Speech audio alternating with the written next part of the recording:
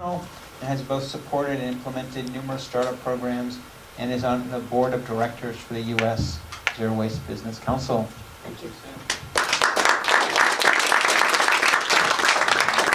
Thank you. You guys hear me okay? Excellent. So we have been working on our point system, and it's very, very exciting. I just got goosebumps. Haven't even started yet. And what I was chair on, and I had the luck and the pleasure of working with quite a few of the business advisors on just the different categories, which I'm going to go into. But Stephanie covered a lot of this already, which is why are we doing this? We've been asked to do this by businesses. We don't want to greenwash. We don't want to say that I'm at 91% for a very large computer company. And we want to be able to quantify it. We want to have somebody else come out and validate our information. And so we've put together a really exciting, robust program, at least our starting point for this. It's just like LEED, if you will, on some avenues. The cost is not what LEED is. Very important, because I do a lot of LEED projects. We're able to document the process, and we are somewhat similar to LEED. So what I mean by that is they're using points. And we've set it up with bronze, silver, gold, and platinum. We've gone and created categories for zero waste. And a lot of them, you hear about your diversion, about reduce, reuse, and recycle, composting. But you don't always hear about zero waste purchasing, or leadership, and the training, and zero waste analysis, upstream management. How many of you look at your hazardous waste programs if you're managing a non-hazardous waste program? Usually not, so you don't know what's happening with all those materials. We're looking at a closed loop process, as well as we do have some innovation points of things that we didn't necessarily think about to equal a certain number of points. Now, this is a lot of information. It is available on CRRA. It will be available on the USZWBC.org website as well. We have requirements, sort of like LEED does, but it's following ZWIA. It's following some of the guidelines so that we're all consistent. Because when you've got a lot of different branches going on, you don't always know what's best. And I'm not going to read every one of these because there's quite a bit. Very important to look at the 90% overall diversion from landfill incineration of non-hazardous waste. Okay? We're looking at including reusable materials in your 90% diversion. Following all the federal and state guidelines that are there. You must be following them. That's a given. The material is based on a year, and that's your baseline. You're always going to have a baseline. Now, it doesn't necessarily mean that your previous year was your baseline. You might be doing this for the last 6 years. But we want to be able to see what the progression is and where your diversion is going. And you'll see the different parts of this. We do recertify after 3 years. So we're not doing it every other year, we're not doing it every year. It takes time to be able to grow your program and look at these categories and say, oh, I can work on that next year, that's part of my goals. So the first category is redesign. And again, we've got credits just like LEED is set up with. They each equal a point. And there's different parts of this, like right-sizing your collection containers. That's both interior and exterior. The goal out of this is truly being able to track and show your diversion, where you're at with all the categories, but also your savings. Quantifying your savings is very, very important. We want to review all 9 points of generation in your facility. Whether that's just administrative, it's manufacturing, it could be virtually anything, but you need to look at all the different lines and what's involved. Look at your purchasing records, as Stephanie mentioned. Under reduce, we want to be able to document the materials reduced. And that's by each commodity. So as you're evaluating your process, because you're looking at what am I throwing away? Well, I don't want to throw things away. I end up paying for things to be thrown away. So looking at each commodity, what are you doing with that? Are you getting the best, highest and best use? You're going to see that a lot. And that's very important. Goals are in place to reduce the overall size and amount of packaging material. So Sierra Nevada did something with their cases to reduce it by 11%. You see a lot of advertisements, and I know everybody doesn't like Walmart, but they are doing some really good things on their packaging. And it makes the manufacturers that affect the smaller chains do it for the big chain, and it rolls downhill. So that is a very good practice. We always talk about duplex printing, but are they mandatorily set up on every one of your copiers? So that you have to actually go through a lot of work and read a book to get a single copy. Make it difficult. Under reuse, a lot of different options here. One of them under reuse is Toyota has gone away from the cardboard packaging of all of their different parts and pieces and all of the different avenues of that, and they've gone to a reusable container. So there is no cardboard. I mean, the bad news, and I learned this from Ryan years ago, is you reduce some, you reduce more, and you reduce less. And that's where they're at right now. Another option that I'm a huge proponent of is reuse pallets. But you have to have a quantified process. You can't just say, I reuse pallets. I'm going to reuse 50,000 pounds of them. It has to be documented. You have to have weights. You have to have a process that says, I can reuse a pallet if there's no sticking up nails, because that's a safety issue, and that I have got no broken boards, so that it goes right back into the reuse program at the front of the list, not to be stored in a warehouse. So it's looking at those processes so you can quantify them. Donating food and using the guidelines that Bill Clinton set up so that you can actually donate food and not be worried about getting sued.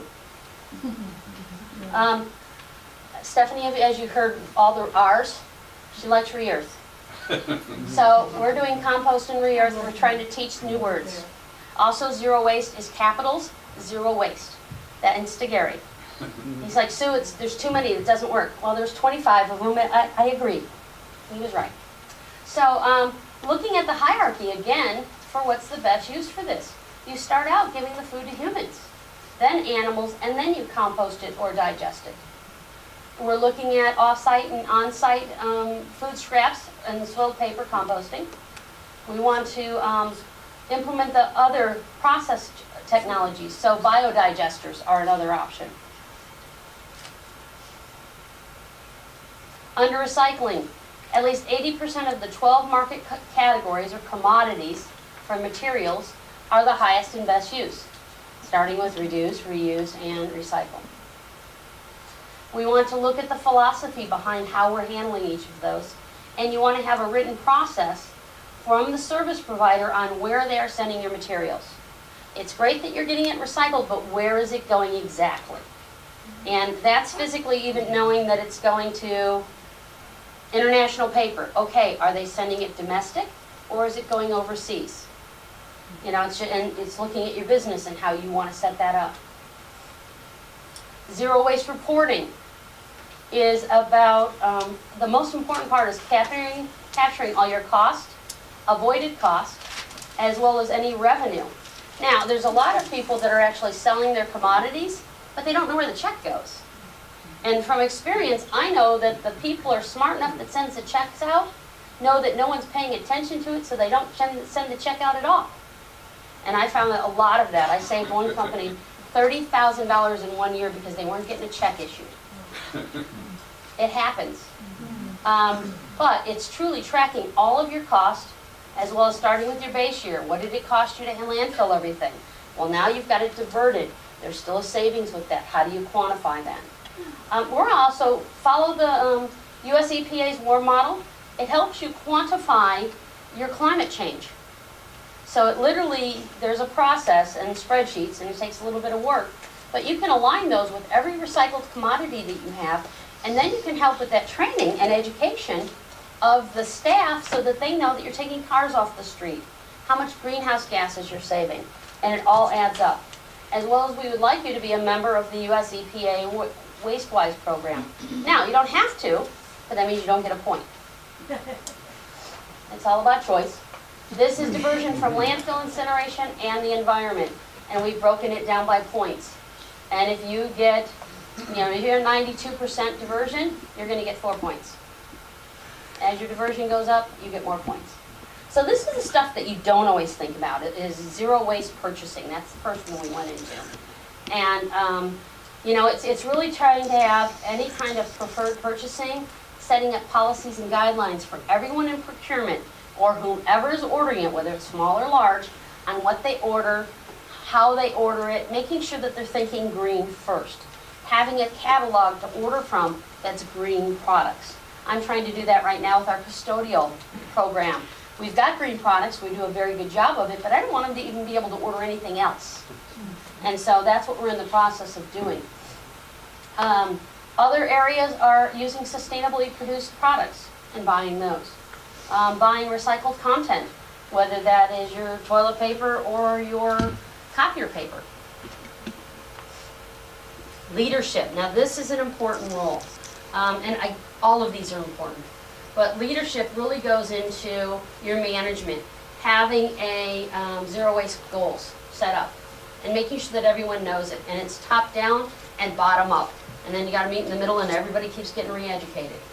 But it really goes into, you know, people leading the way, care about these things.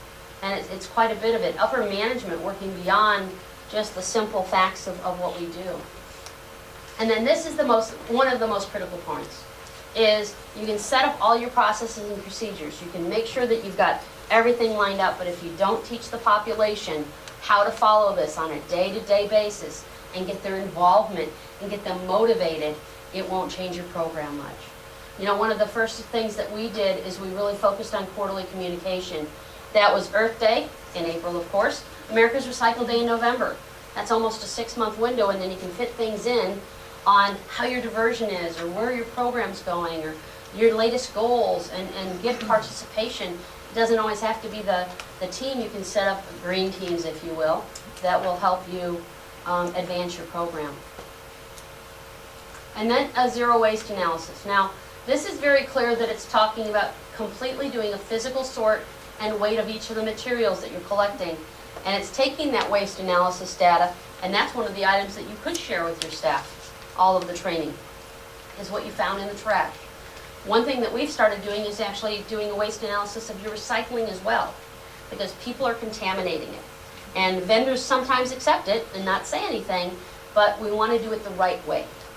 So those are some of the, you quantify your information, you share it, you break it down by commodities. Another way to do it is to break it down by money. What talks most in business? Money. So you quantify those into reusable facts. Upstream management is looking with the suppliers and the vendors to eliminate non-recyclable packaging. You know, how many of you guys notice Staples when you order large bulks of material? They show up with the box, they show up with the individual things of pens, it's got cellophane on it, it's got a cardboard box on it, and when they leave, all that stuff is usually sitting in your trash. Okay, why can't they show up with a crate that's reusable that they take back in their truck, and that they rubber band things if you're selling them in bulk? Now, it doesn't work, of course, if we're buying 2, but it can work in large businesses that are buying more. You've got policies in place to implement use of 100% recycling packaging. You know, what does that mean? How does that work in your business? You've got to analyze all of those things. Redesign products and materials that you are purchasing to increase their reusability or recyclability. I mean, there's so many things that we buy. I was just talking about reading glasses, and I had the LASIK, so one's long and one's short. Well, I'm not going to spend $10 on a pair of glasses, and I don't lose mine. I don't lose them, but it's $1. But it's got to be packaged properly so that you can. Sorry, Gary, you're shaking his head at me. Okay, hazardous waste. All hazardous materials are properly labeled and stored. There are city and state guidelines that you have to adhere by. But what else are you doing on site? Because unfortunately, we find all kinds of things of leaking items, etc. They need to be controlled. So as Stephanie or her team are walking the facility, they are looking at these things to see if they're handled properly. Collection available for employees or consumers. This is sort of going above and beyond and actually allowing universal waste to come into the work stream, because there's usually a cost to that. But it's taking it above and beyond and offering up additional services. Looking at closed loops. Looking at buying things that are 30% post-consumer. Looking at, if you're doing food waste, getting the compost program to be able to be repurchased by your landscape vendor, or making sure they're using the same program, so you're closing that loop. How many of us really look at this on a broad scale for our businesses, and that's what this certification is looking at. And then lastly is innovation. It's taking it above and beyond on something that we really haven't been able to capture yet or identify. You know, it's add any additional innovation that should be given a point that was not addressed here. Doesn't necessarily mean you're gonna get the point, because it might fit into something else and you just want to create your own round in a square peg. But we're going to look at that and evaluate that so that we're taking that to that next level. You know, this could not have been done without the board, number one, and then all of these businesses that help support us. There's just quite a few. I'm not going to read the whole list, but they were just, couldn't have done any of this. I was the whip. Taskmaster, thank you very much. And everybody did a fabulous job. So, with that, questions? We're ready to move up to the table for group questions? One more. One? Is there a cost? Oh, Gary, I'm sorry. I'm pushing Gary. Sorry. Go ahead. Is there a cost to businesses to get certified? Yes, there will be a cost, because there's going to be somebody that's got to go and do all of that work of validating, reviewing and validating. Go ahead, Stephanie. So I can answer that question. So of course, if you become a member, you get a discount. So it's worthwhile. We certify facilities because it's too hard for businesses. Like even Disney, to certify all of Disney or to get all of Disney to 90%, Sorry, Gary. it would be very challenging. So even like their first location they want to get certified is actually a facility within Disneyland. So we're going to work on that. So because we have all these different sizes of facilities, what we do is we send out a quote application to you. You let us know what the size of your facility is, how many employees, and what the process is. Because a retail store takes a lot less effort than manufacturing. So you send it in, it's very reasonable. So, you know, it's anywhere from, $2,000 to $10,000 depending on how many buildings and what size. But we've kept it very reasonable and we want to keep that. The benefit of what comes out of your certification is not only getting your certification, but we want to help take you to the next level. So you'll also have a list of recommendations of what you should be doing or could be doing and partnerships in your area to take you to that next level. So modeling the LEED programs, so the buildings are certified and the people are accredited. Will you have a program that you're accrediting Individuals, like the individual LEED that AP? goes out to the, yeah. So we don't require that. Our in-house staff will be going out and doing all the audits and certifying. However, for you as consultants, we are creating the need and the want from businesses because businesses are going to want to get this certification, and our job is not to go out and do the consulting and training. We want to create those jobs for you, either internally or externally, to go out and help these businesses get from 25 to 90% to help do their total participation employee training. So that is our goal, and Gary's going to answer your question in his presentation. Oh, okay. And in the back there. Emily. Hi, Stephanie. Hi, Emily. I'm curious if you're developing any sort of revenue model for the cost savings, like Sue just shared, the $30,000 that you saved from a really simple fix. You guys should be making money from that, are you?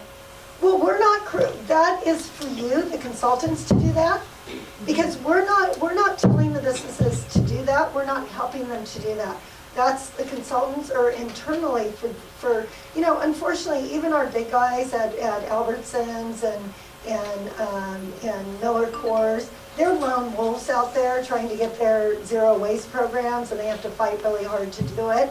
So what we want to do is we want to show people how to capture those costs, and in their zero waste plans and zero waste goals, make sure any savings from their zero waste activities are reinvested. RICO, if an employee institutes a zero waste recommendation, they actually give part of that savings into the employee's 401k plan. So that's what we want. We want to empower everybody to do that. The haulers, the recyclers, the consultants, the businesses. However, we want to present that in case studies and show Toyota saved $1 million recycling their cardboard boxes, and then by going into the recycling bin and saying, we want to reduce our recycling bin, they saved $13 million using reusable shipping containers. So we want to show that if your company's struggling, zero waste it.